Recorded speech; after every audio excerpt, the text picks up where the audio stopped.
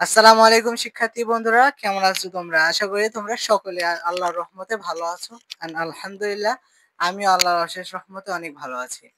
তো আবারও চলে আসলাম চেকমেট ইউটিউব চ্যানেলের পক্ষ থেকে বায়োলজি থার্ড চ্যাপ্টারের উপর একটি প্রস্তুতিমূলক একটি লেকচার নিয়ে। আর আজকের লেকচারের অধ্যায়ের নাম হচ্ছে বায়োলজি থার্ড চ্যাপ্টার কোষ বিভাজন। আর এই চ্যাপ্টারটা ভাই এসএসসি লেভেলের জন্য অনেক ইম্পর্টেন্ট, প্লাস এইচএসসি। কারণ যারা ইন্টারমিডিয়েটে বর্তমানে আছে তারা জানে যে ইন্টারমিডিয়েটে বায়োলজি দুইটা বই, মানে দুইটা পার্টে বিভক্ত, মানে একটা হচ্ছে ফার্স্ট আর একটা হচ্ছে সেকেন্ড। তো যারা যারা এই এই মুহূর্তে বায়োলজি, অনেকে যারা এইচএসসি তে পড়ছে তারা সবাই জানো, আর যারা এসএসসি তে আছে তারাও জানো যে বায়োলজিতে দুইটা পার্ট থাকে, একটা হচ্ছে প্রাণী মানে একটা হচ্ছে প্রাণীবিদ্যা আর একটা হচ্ছে উদ্ভিদবিদ্যা। মানে বায়োলজি বা একটা হচ্ছে প্রাণী সম্পর্কিত, একটা হচ্ছে উদ্ভিদ সম্পর্কিত। তো প্রাণী সম্পর্কিত যে বইটা আছে সেই বইয়ের দ্বিতীয় চ্যাপ্টারই হচ্ছে এই কোষ বিভাজন। তো এটা ভাই অনেক অনেক অনেক বেশি ইম্পর্টেন্ট তোমাদের জন্য।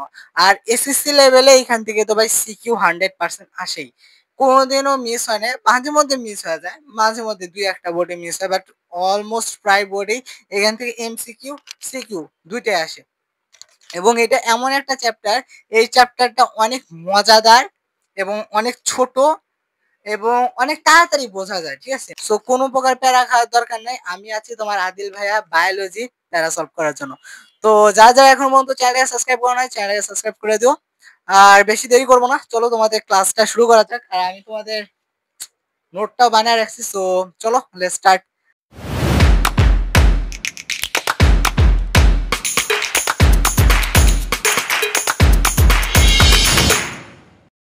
ওকে শিক্ষার্থী বন্ধুরা, চলে আসলাম তোমাদেরকে পড়ানোর জন্য।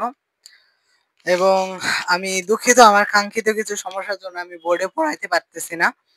যাই হোক, তোমাদের খাতায়ও কোনো প্রকার প্রবলেম হবে না। এন্ড আমি আশা করব আমার লেখাগুলো তোমাদের কাছে কেমন লাগবে জানি না, আমার কাছে তো ভালো লাগে না। আর আমার লেখাটা ইগনোর করে আমার পড়াটার উপরে ফোকাস করো, ঠিক আছে? তোমাদের কি পড়াচ্ছি এটার উপর তোমরা ফোকাস করো, ঠিক আছে?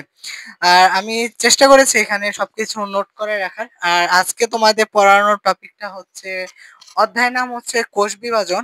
বাট আজকে তোমাদের যে লেকচারটা হবে সেটা হচ্ছে তোমার মাইটোসিসের উপরে, ঠিক আছে? আজকে তোমাদের লেকচারটা হবে মাইটোসিসের উপরে। সো চলো শুরু করা যাক, বেশি কথা না বলি। তো তোমাদের এখানে শুরুটাই হচ্ছে বেসিক কিছু তথ্য দিয়ে, যেরকম কোষ বিভাজন, এটা তোমাদের অধ্যায়ের নাম। বাট তোমরা আজও কি তোমরা এখনো পর্যন্ত কোষ বিভাজন কি আসলে, এটা আসলে এটা কি, ঘটনাটা আসলে এখানে কি, এটাই হচ্ছে এর বেসিক বা মূল। যে এই জিনিসটা ভালো মতো বুঝবে, বাদ বাকি জিনিস আপনি বুঝবে। আর অধ্যায়টার নাম শুনে বোঝা যাচ্ছে কোষ বিভাজন অর্থাৎ কি বোঝাচ্ছে, কোষের বিভাজন।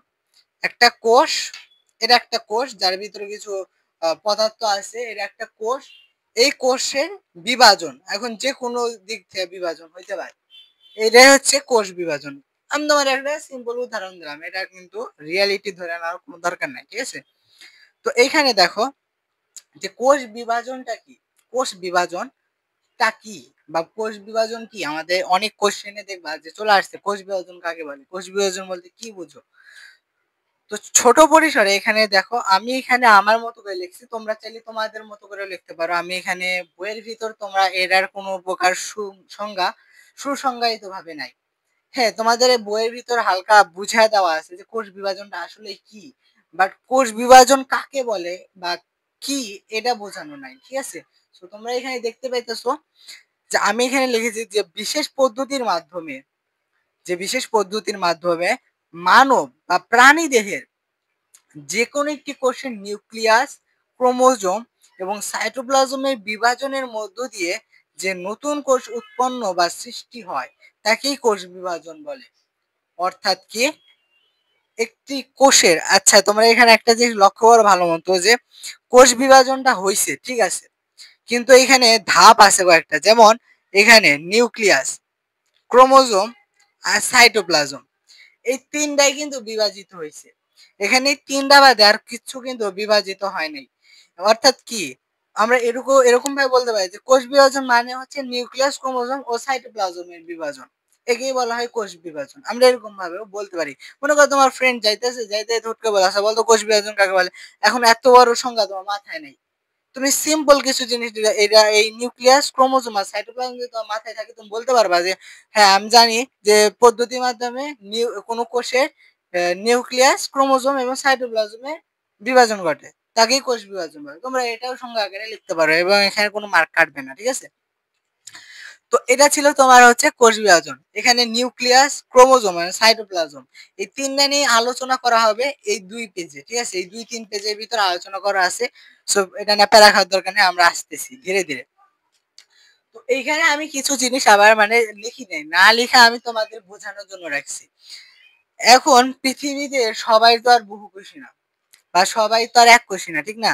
যেমন আমরা মানুষ, আমাদের শরীরে 30 ট্রিলিয়ন প্লাস কোষ আছে।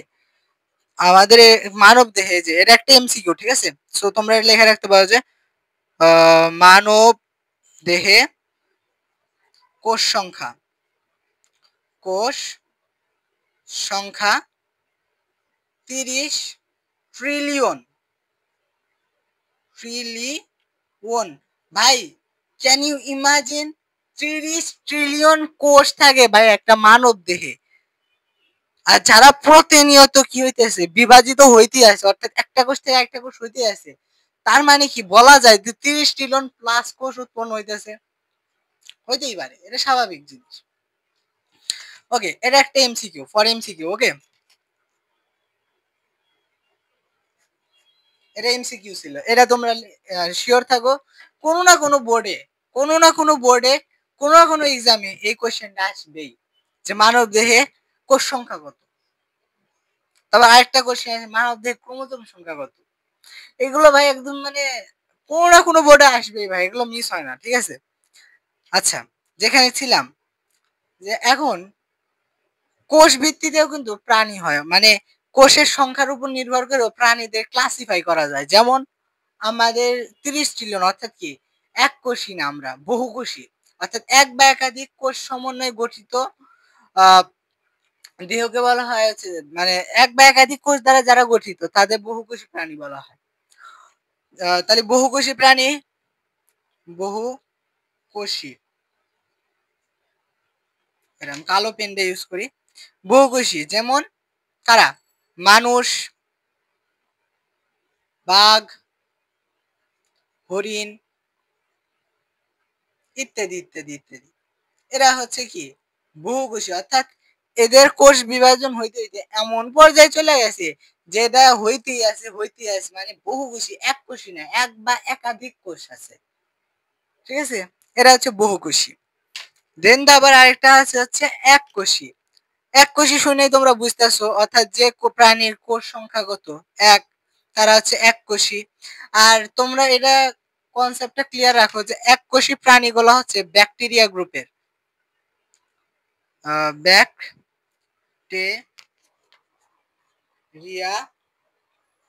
গ্রুপ। আচ্ছা, এখন তোমরা বলো তো ব্যাকটেরিয়া গ্রুপ কারা, বলতে পারবা? হ্যাঁ, তোমরা জানো যে মনেরা রাজ্যকে ব্যাকটেরিয়া রাজ্য বলা হয়। তো আমরা এটাও লিখতে পারি যে মনেরা রাজ্য। দেখো এখান থেকে তোমরা দুইটা কিন্তু এমসিকিউ অলরেডি পেয়ে গেলা, যে এক কোষী এক, যদি তোমাদের কোশ্চেন এরকম ভাবে দেয়, এমসিকিউ যদি দেয়, তাহলে এরকম ভাবে দিতে পারে যে এক কোষী প্রাণীরা কোন রাজ্যের অন্তর্ভুক্ত? মনেরা রাজ্যের অন্তর্ভুক্ত। বা মনে রাজ্যে প্রাণীর বৈশিষ্ট্য কি, নিচে মনে করো তা আছে যে বহুকোষী, তারপর হচ্ছে মানে কোষই নাই, নিউক্লিয়াস, মানে এরকম দিতে দিতে দেখবে যে এক কোষী, এটা তো আছে। তাহলে তোমরা তো জানোই যে মনে রাজ্য থাকি ব্যাকটেরিয়া, ব্যাকটেরিয়া গ্রুপ। আর ব্যাকটেরিয়া কি এক কোষী, তার মানে কি এক কোষীটা অ্যান্সার। তোমরা এভাবে অ্যান্সার করবা। তাহলে এক কোষী প্রাণীর মধ্যে কারা আছে? একটা হচ্ছে ব্যাকটেরিয়া গ্রুপ, অর্থাৎ ব্যাকটেরিয়া গুলা। তারপর আছে কি অ্যামিবা, অ্যামিবা আছে, ছত্রাক আছে, তারপরে তোমার আছে ইস্ট আছে, ইস্ট, আম, ইস্ট আছে, ইত্যাদি ইত্যাদি, ঠিক আছে? তো এইটুকুই ছিল এইখান থেকে। আরেকটা জিনিস, তোমাদের বইয়ের ভিতর এটা অনেক সুন্দরভাবে লেখা আছে ওয়েট, তোমাদের আমি বইটা ভালো মতো তোমাদের দেখা দিই। আই হোপ তোমরা দেখতে পাইতেছো। আমার বইটা একটু সমস্যা, যাই হোক। আহ, এখানে দেখতেছো যে তোমাদের এই যে এখানে লেখা আছে যে জীবের বৃদ্ধি ও প্রজননের উদ্দেশ্যে কোষ বিভাজনের মাধ্যমে কোষের সংখ্যা বৃদ্ধি করতে থাকে। অর্থাৎ এই লাইনের মাধ্যমে কি বুঝাইলো? এই লাইনের মাধ্যমে বুঝাইলো যে একটা জীবের বৈশিষ্ট্য বা অস্তিত্বকে অক্ষুণ্ণ রাখতে, অস্তিত্বকে টিকিয়ে রাখতে কোষ বিভাজনের কোনো বিকল্পই নাই। ঠিক আছে? বোঝা গেছে কথাটা? অর্থাৎ এর ভিতরে আর কোনো সমস্যা থাকার কথা না, আই হোপ। ঠিক আছে, আমি মনে করি এখানে আর কোনো সমস্যা থাকার কথা না। আর তাছাড়া আমি এই নোটটা আমি তোমাদেরকে পিডিএফ আকারেও আমি আমার ইউটিউব চ্যানেল পোস্ট করে দিব। ঠিক আছে, তো তোমরা সেখান থেকেও এটা নোট নিয়ে নিতে পারো। ওকে, কোনো প্যারা নাই। চলো নেক্সট পেজে যাওয়া যাক।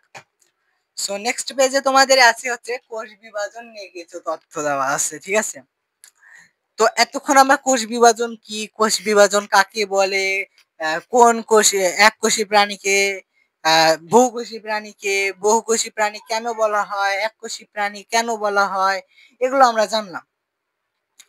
কিন্তু এই কোষ বিভাজনটা একটা সিকোয়েন্সের উপরে ঘটে। যেরকম মনে করো এই যে মোবাইলটা, মোবাইলটা তো আর এমনি এমনি অন হবে? এমনি এমনি অন হবে না। যখন আমি এর সাইড বাটন ক্লিক করব তখন এটা অন হলো। ঠিক আছে, দেন আমি এটা সোয়াইপ করবো, আমি পাসওয়ার্ড ডালবো, দেন তারপরে আমার মোবাইলটা অন হবে, ঠিক না? ঠিক তেমনই এইখানেও একই কথা। কোষ বিভাজনের ক্ষেত্রেও তোমার কিছু সিকোয়েন্স বা কিছু পর্যায় আছে, যে বা পদ্ধতি আছে, সেই পদ্ধতি অনুযায়ী কোষ বিভাজনটা ঘটে। তো এই পদ্ধতি দুইটার নাম কি? একটা পদ্ধতির নাম হচ্ছে মাইটোসিস, আরেকটা পদ্ধতির নাম হচ্ছে মিওসিস। ঠিক আছে, এখানে মাইটোসিস ঘটে হচ্ছে তোমার, মাইটোসিসকে আবার সমীকরণিক বিভাজন বলা হয়, মিওসিসকে বলা হয় হ্রাসমূলক বিভাজন। মাইটোসিসকে কেন সমীকরণিক বিভাজন বলা হয় সেটা আমরা আজকে আলোচনা করব খুব ভালো মতো। আর একটা কথা মনে রাখো, আমাদের পড়ার মূল টপিকই কিন্তু হচ্ছে এইটা, যে কেন একে সমীকরণিক সমীকরণিক বিভাজন বলা হয়। মাইটোসিস মিওসিস নিয়ে আমরা পরবর্তী ক্লাসে আলোচনা করব। ঠিক আছে, সো এখানে তোমরা দেখো মাইটোসিসকে আমি আলোচনা করতেছি, এখন শুরু করতেছি। তো সবাই একটু বি অ্যাটেন্টিভ। ঠিক আছে, কোনো প্রকার আজে বাজে এখন চিন্তা ভাবনা করো না, খুব মনোযোগ সহকারে বোঝো কি বুঝাইতেছি তোমাদের, কি দিতে চাইতেছি এটা ভালো মতো বোঝো। ওকে, মাইটোসিস। হুম, মাইটোসিস আসলে কি? এখন তোমাদের কোশ্চেন, ভাইয়া বুঝলাম কোষ বিভাজন এটা, এককোষী বহুকোষী সব বুঝলাম, আচ্ছা এই মাইটোসিসটা আবার কি? জেনে রাখো, মাইটোসিস কোষ বিভাজন হচ্ছে দেহকোষে ঘটে। দেহকোষে অর্থাৎ কি? দেহকোষ কোনটা? আমাদের দেহকোষ কোনটা বলো তো? হাত, আমাদের হাত, পা, তারপর তোমার হচ্ছে কান, মানে বাহ্যিক যত অঙ্গ আছে, চোখ, বাহ্যিক যত অঙ্গ আছে সব হচ্ছে তোমার এই মাইটোসিসের অংশ। অর্থাৎ এইখানে দেহকোষ বিভাজিত হয়, অর্থাৎ আমাদের হাতের কোষ, পায়ের কোষ, কানের কোষ, মুখের কোষ ইত্যাদি ইত্যাদি কোষ বিভাজিত হয়। ঠিক আছে, এটা হচ্ছে মাইটোসিস। অর্থাৎ এটা আমি এখানে লেখা আছে সুন্দরভাবে, তোমাদের কোনো প্যারা নাই, আমি তোমাদের জানায় রাখলাম, তোমরা মাথায় রেখো এটা, যে মাইটোসিস শুধুমাত্র দেহকোষে হয়। জাস্ট এটুকু মাথায় রাখো, পুরো ক্লাসটা ইজি হয়ে যাবে। ঠিক আছে, পোলাপান এইটা নিয়ে বেশি প্যারা খায় যে মাইটোসিস কোথায় ঘটে আর মিওসিস কোথায় ঘটে। এটা একদম ক্লিয়ার হয়ে যাও, মাইটোসিস কোষ বিভাজনটা ঘটে হচ্ছে দেহকোষে। এখন দেহকোষে কি, তাহলে এটা জেনে রাখো যে মাইসোটি মাইসোটি সরি মাইটোসিস দেহকোষ। ওকে, মিওসিস জনন কোষ। ওকে, মিওসিস হচ্ছে কি? জনন কোষ। আর ওই মাইটোসিস কি? দেহকোষ। কিন্তু এই দুইটাই কিন্তু একটা মানুষের সাথে বা একটা প্রাণীর সাথে কানেক্টেড। সো এটা দুইটা দুই ধরনের জিনিস হলেও কাজ একটাই করে। ঠিক আছে, সেটা হচ্ছে একটা মানব দেহকে পূর্ণাঙ্গ রূপে সুসজ্জিত করা। ঠিক আছে, এটাই হচ্ছে এই দুইটার কাজ। মাইটোসিস নিয়ে যখন আলোচনা করব তখন এই জনন কোষ নিয়ে আমি আলোচনা করব খুব সুন্দরভাবে। সো তখন তোমাদের ডাউট ক্লিয়ার করে দেবো ইনশাল্লাহ। আপাতত আমরা মাইটোসিস নিয়ে আলোচনা করি, আর ইনশাল্লাহ তোমরা আমার ক্লাসটা যদি মনোযোগ দিয়ে করে থাকো তোমাদের ডাউট ক্লিয়ার হয়ে যাবে ইনশাল্লাহ। সো এখানে মাইটোসিস আছে, এখানে প্রথমে আমি লিখছি মাইটোসিস কি বা মাইটোসিস কাকে বলে। এটা যদি তুমি ভালো মতো বুঝতে পারো তাহলে তোমার আর কোনো প্রকার প্যারা থাকবে না। আচ্ছা, মাইটোসিস কাকে বলে? যে বিভাজন পদ্ধতিতে একটি কোষের নিউক্লিয়াস, ক্রোমোজোম এবং সাইটোপ্লাজম একবার করে বিভাজিত হয়, সেই বিভাজন পদ্ধতিকে বলা হয় মাইটোসিস, কোষ বিভাজন। বুঝতে পারছো? বোঝো নাই? সরি ভাইয়া, সরি ভাই।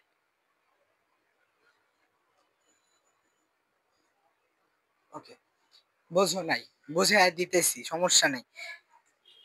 নিউক্লিয়াস, ক্রোমোজোম, সাইটোপ্লাজম তিনটা একবার করে বিভাজিত হয়, যে বিভাজন পদ্ধতিতে তাকে বলা হয় মাইটোসিস। এখন এখনো ক্লিয়ার হও নাই আমি জানি। দেখো এইদিকে, এখানে দেখো, এখানে দেখো, মনে করো এটা একটা নিউক্লিয়াস, এটা একটা ক্রোমোজোম, আর এটা একটা হচ্ছে,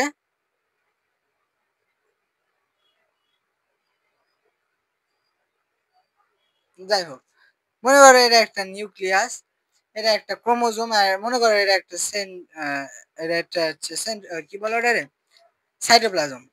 মনে করো আসলে সাইটোপ্লাজম কিন্তু এটা হচ্ছে আসলে হচ্ছে তোমার সেন্ট্রোজোম বলা যায় এটা, ঠিক আছে। সাইটোপ্লাজম হচ্ছে কি, যদি এই কোষের ভিতর থেকে নিউক্লিয়াসকে সরায় নিয়ে আসো, নিউক্লিয়াস এবং অন্যান্য যে অঙ্গাণু আছে, ঠিক আছে, মনে করো নিউক্লিয়াস, এন্ডোপ্লাজমিক রেটিকুলাম, তারপরে হচ্ছে গোলজি বডি, তারপরে তোমার হচ্ছে ওই যে কি বলে ক্লোরোপ্লাস্ট, হাবি জাবি যত অঙ্গাণু আছে সব যদি সরায় নিয়ে বের করে ফেলাও, যে তরল যা থাকে সেটা হচ্ছে তোমার সাইটোপ্লাজম। ক্লিয়ার? ওকে। তো এই ক্ষেত্রে কি হয় মাইটোসিসে, তোমার এই ক্ষেত্রে হয় হচ্ছে ঘটনাটা হচ্ছে যে তোমার, তো এখানে নিউক্লিয়াসটা একবার, ক্রোমোজোম একবার, আর এটা হচ্ছে তোমার কি বলে সাইটোপ্লাজম, সাইটোপ্লাজমও একবার করে বিভাজিত হয়। কেন একবার করে বিভাজিত হয়? এটাই নিয়ম ভাই, এটাই নিয়ম। আর এই মাইটোসিসের সাথে ভাই এই মিওসিসের তফাৎ হচ্ছে একটা, যে মাইটোসিসে নিউক্লিয়াস, ক্রোমোজোম, সাইটোপ্লাজম একবার করে বিভাজিত হয়, যার ফলে মাতৃকোষের ডিএনএ বা ক্রোমোজোম সংখ্যা অপত্য কোষের ক্রোমোজোম বা ডিএনএ সংখ্যার সমান থাকে। অর্থাৎ এর ফলে কি ঘটে, ঘটেটা হচ্ছে এইদিকে দেখো, মাতৃকোষ,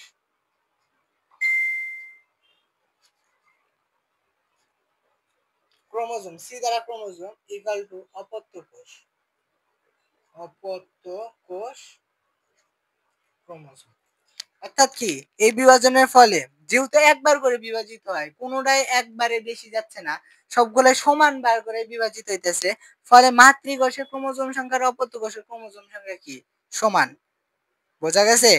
তার মানে কি, মাতৃকোষের ক্রোমোজোম যদি থাকে চারটা, অপত্য কোষের ক্রোমোজোম থাকবে চারটা। মাতৃকোষে ক্রোমোজোম যদি থাকে 64টা, অপত্য কোষেও থাকবে 64টা, অর্থাৎ কোনো প্রকার ক্রোমোজোম সংখ্যার চেঞ্জ হবে না। এটাই হচ্ছে এই মাইটোসিস, কোষ বিভাজনের মূল, যে ইটা তোমার কি বলে আহ মূল বৈশিষ্ট্য এটাই, যে এইখানে কোনো প্রকার কি হয় না, চেঞ্জ হয় না। অর্থাৎ যা কার তাই থেকে যায়, যেটা ছিল, যা ছিল তাই থেকে যাবে, কোনো প্রকার চেঞ্জ হবে না। আর এটাই হচ্ছে তোমার মাইটোসিস, কোষ বিভাজন। আই হোপ এখানে এর ভিতরে আর কোনো প্রকার সমস্যা থাকার কথা না। নেক্সট পেজে চলে যাই। সো এখানে দেখতে পাইতেছো নেক্সট পেজে আরো কিছু লেখা আছে। এই মাইটোসিসের কিছু বৈশিষ্ট্য এখানে আমি লেখা রাখছি। এগুলোও এক প্রকার বৈশিষ্ট্য ছিল। এগুলোও কিন্তু বৈশিষ্ট্য। এটা কাকে বলে, এটা ক মার্কের জন্য, এখানে কিছু বৈশিষ্ট্য আছে। ঠিক আছে? দেন এখান থেকে কেমন কোশ্চেন আসে এটা আমি দেখাই দেবো। ঠিক আছে? কোনো প্যারা নাই। এখানে লেখা আছে কি দেখো, এখানে লেখা আছে এই এই এই বিভাজনে একটি কোষ হতে দুইটি অপত্য কোষের সৃষ্টি হয়। তাহলে কয়টা অপত্য কোষের সৃষ্টি হয় মাইটোসিস কোষ বিভাজনে? মাইটোসিস কোষ বিভাজনে মাতৃকোষ বা মূল কোষ থেকে দুটি কোষের উৎপন্ন হয়, আর মিওসিসের ক্ষেত্রে একটি কোষ থেকে চারটি কোষ উৎপন্ন হয়। এটাই হচ্ছে তফাৎ। বোঝা গেছে? আচ্ছা, এখন এই মাইটোসিস বিভাজনটা ঘটে কোন কোন জায়গায়? সরি, এখানে এদের পাওয়া না, এদের আসলে যেখানে এদের মানে অর্থাৎ যে জায়গাতে এগুলো ঘটে থাকে, অর্থাৎ যেখানে এদের কার্যক্রম পরিচালনা কার্য সম্পন্ন হয়, সম্পন্ন হয়, এটা হচ্ছে লিখতে হবে। ঠিক আছে? আচ্ছা, কি কি কার্য সম্পন্ন হয় এখানে তোমরা দেখো। এখানে প্রাণীর মানে যে যে জায়গায় এই কার্যটা বা বিভাজনটা সম্পন্ন হয়, প্রাণীর দেহকোষে। আমি প্রথমেই বলছিলাম যে এই পদ্ধতিটা দেহকোষে ঘটে, নর জনন কোষ। এটা ঘটে শুধুমাত্র দেহকোষ, নট জনন কোষে। প্রাণী হোক উদ্ভিদ হোক, দেহকোষেই ঘটবে, কোনো প্রকার জনন কোষে ঘটবে না। এটাই হচ্ছে এই তফাৎ। ওকে, উদ্ভিদের বর্ধনশীল অংশে ঘটে থাকে এই বিভাজনটা। কাণ্ড ও মূলের অগ্রভাগে মানে ঘটে থাকে। ভ্রূণমুখ হলো ভ্রূণমূলে ঘটে থাকে। বর্ধনশীল পাতা, যে পাতাটা মানে একটু বড় হইতেছে, অর্থাৎ এই যে বড় হইতেছে পাতাটা, ছোট কুশি ছিল, এই কুশি থেকে বড় পাতা হইছে, এটাই হচ্ছে মাইটোসিস। অর্থাৎ তার কি বাহ্যিক বৃদ্ধি করছে। ঠিক আছে? বাহ্যিক বৃদ্ধি করছে না, দেহের বৃদ্ধি করছে। তার মানে কি, এখান থেকেও প্রমাণ হচ্ছে কি এটা দেহ কোষেই ঘটে, নট জনন কোষ। বোঝা গেছে? ফলের মুকুল, ফল দেখলেও বোঝা যায় একটা মুকুল ছিল, এইটুকু একটা পিচ্ছি, এটুকু একটা পিচ্ছি মুকুল থেকে এত বড় আম, এত বড় বড় কাঁঠাল, এটা কেমনে? মাইটোসিস দ্বারাই সম্পন্ন হয়ে থাকে। আই হোপ এখানে আর কোনো সমস্যা হওয়ার কথা না। এখানে একটা নোট আছে, নোটটা আমি টু স্টার দিয়ে রাখছি, নোটটা একটু ইম্পর্টেন্ট লাগছে আমার কাছে, যে নিম্ন শ্রেণীর উদ্ভিদ এবং প্রাণীর অজৈন জননের সময় এই ধরনের বিভাজন হয়। তো এতক্ষণ আমি বললাম যে তোমাদের কি জননে হয় না, এখন তোমরা বলবা ভাই এখানে জননের সময়। ভাইয়া একটু দেখো, এখানে অজৈন জননের কথা বলা হয়েছে, অজৈন, নট জৈন। যদি জৈন জননের কথা বলতো তাহলে এটা ভুল, কারণ জৈন জনন শুধুমাত্র মিওসিসই ঘটে, অর্থাৎ সেখানে জনন কোষে ঘটে। যেহেতু জনন কোষে যেহেতু মিওসিস কোষ বিভাজনটা ঘটে, ফলে সেটা জৈন জনন। আর যেহেতু এটা শুধুমাত্র উদ্ভিদের বাহ্যিক অংশে অর্থাৎ দেহকোষে ঘটে, সো এটা অজৈন, এটা কখনো জৈন হবে না। সো অজৈন জনন কেমন? মনে করে একটা কাঠের ডাল, মনে করে গাছে একটা ডাল আছে, ডালটা খইসা গেল, খইসা পড়ে গেল, ওইখান থেকে গাছ হইতেছে, এটা হচ্ছে একটা অজৈন জননের উদাহরণ। ঠিক আছে? বা কলম পদ্ধতি, এটা একটা অজৈন জনন। ঠিক আছে? অর্থাৎ যেখানে কোনো গ্যামেট বা গ্যামেট সৃষ্টি হয় না, ডিম্বাণুর সৃষ্টি হয় না, শুক্রাণুরও সৃষ্টি হয় না, জাস্ট একটা পার্ট বা একটা গাছের অংশ দ্বারা বা কোনো একটা বস্তুর সাপেক্ষে একটা বস্তু তৈরি হয়ে যাইতেছে। মনে করো এই কলমের সাপেক্ষে এই যে লাল কলম, মনে করো এইটা, এই দুইটা মনে করো এরকম ছিল, এরকম গাছ হয়েছিল, গাছ, মনে করো এরকম একটা গাছ হয়েছিল, গাছ। ঠিক আছে? মনে করো এরকম একটা গাছ হয়েছিল, এটা একটা মনে করো গাছ, গাছের এই ডালটা এরকম ভাবে পড়ে গেল, পড়ে এরকম ভাবে মাটিতে পড়ে গেল, এইখান থেকে এটা একটা গাছ হয়েছে, এটা হচ্ছে অজৈন জনন, যেখানে কোনো প্রকার গ্যামেটই সৃষ্টি হয় না। সো এই ধরনের বিভাজন ঘটে, এটা স্বাভাবিক। কারণ কি, এরা যেহেতু এই ডালটা ভেঙে গেল, ওই ডালটা বৃদ্ধি করতেছে, অর্থাৎ কি বাহ্যিক বৃদ্ধি করতেছে, অর্থাৎ কি দেহের বৃদ্ধি করতেছে না। তার মানে কি, এইখান থেকেও আমরা প্রমাণ পেয়ে গেলাম যে মাইটোসিস এক শুধুমাত্র দেহকোষেই সম্পন্ন হয় মাইটোসিস। মিয়োসিস ঘটে জনন অঙ্গে বা জনন কোষে। বোঝা গেছে? কথা শেষ। এখন আসো মূল পর্যায়। ভাই এতক্ষণ তোমাদের যা পড়াইলাম সেগুলো এখন শুরু হবে। কি বুঝলা এখন থেকে ধীরে ধীরে তোমরা বুঝবা, আমিও বুঝবো যে তোমরা আসলে কি বুঝলা। তোমাদের কমেন্ট সেকশন খোলা আছে, কোনো প্রকার প্রবলেম থাকলে কোনো কিছু যদি না বোঝো তোমরা আমাকে কমেন্ট করবা, আমি আবার তোমাদেরকে নেক্সট ক্লাসে এটা বুঝাই দিয়ে দেন, তারপর আমি তোমাদের আবার নতুন টপিকে ধরবো। ওকে, কোনো প্যারা নাই। এখানে লেখা আছে মাইটোসিসের পর্যায় সমূহ। এখন দেখো ভাই, সবকিছুর একটা নিয়ম বা শৃঙ্খলা আছে, একটা আদর্শ আছে। হুট করে কিছু ঘটে না, সবকিছু একটা সিকোয়েন্স অনুযায়ী ঘটে। যেমন ফোন অন অফ করা, তাও ফোন চালানো, বা তুমি মনে করো এসএসসি পরীক্ষা হলে আসো, তোমার কোনো প্রকার কোনো মানে জিনিসপাতি নাই, কিচ্ছু নাই, তোমার পরীক্ষা হলে ঢুকতে দেবে না। অর্থাৎ কিছু কি ধাপ বা কিছু জিনিসপত্র লাগে, যার ফলে তুমি কি এই পর্যায়টা বা এই পরীক্ষাটা দিতে পারবা। ঠিক মাইটোসিস ঠিক তেমনই। মাইটোসিস দুই প্রকার, ঠিক আছে? একটা হচ্ছে ক্যারিওকাইনেসিস আর একটা হচ্ছে সাইটোকাইনেসিস। ক্যারিওকাইনেসিস হচ্ছে প্রথমে ঘটে, অর্থাৎ মাইটোসিস কোষ বিভাজনে সর্বপ্রথম যে বিভাজনটা ঘটে সেটা হচ্ছে ক্যারিওকাইনেসিস বিভাজন। সেকেন্ডে যে বিভাজনটা ঘটে সেটা হচ্ছে সাইটোকাইনেসিস বিভাজন। এখন তোমরা ভাইয়া ক্যারিওকাইনেসিস হচ্ছে নিউক্লিয়াসের বিভাজন, অর্থাৎ যে বিভাজন পদ্ধতিতে নিউক্লিয়াস বিভাজিত হয় তাকে বলা হচ্ছে ক্যারিওকাইনেসিস। আর সাইটোকাইনেসিস হচ্ছে সাইটোপ্লাজমের বিভাজন। অর্থাৎ এটা যদি প্রশ্ন আসে সাইটোকাইনেসিস কাকে বলে, তোমরা বলবা যে কোষ বিভাজনে সাইটোপ্লাজমের বিভাজন ঘটে, তাকে বলা হয় সাইটোকাইনেসিস। ক্লিয়ার কথা? ভেজাল আছে কোনো? না। কিন্তু আছে একটা ভাই, কিন্তু আছে। কিন্তুটা কি? প্রত্যেকটা কাজের পূর্বে কিছু প্রস্তুতিমূলক কাজ দরকার। মনে করো যে তুমি অ্যাডমিট কার্ড কিনছো, তুমি কলম কিনছো, স্কেল কিনছো, সব কিনছো, কিন্তু কোনো ফাইল কেন নাই। তুমি নিয়ে যাবা কার ভিতর? হাতে কইরা? কয়টা নিয়ে যাবা? 2 পকেট ভইরা নিয়ে যাবা? তাও তো প্যান্টটা লাগবে, ঠিক না? অর্থাৎ কি কিছু তো প্রস্তুতি লাগবে। কোনো প্রস্তুতি ছাড়া তো তুমি আর পরীক্ষার হলে ঢুকতে পারবা না।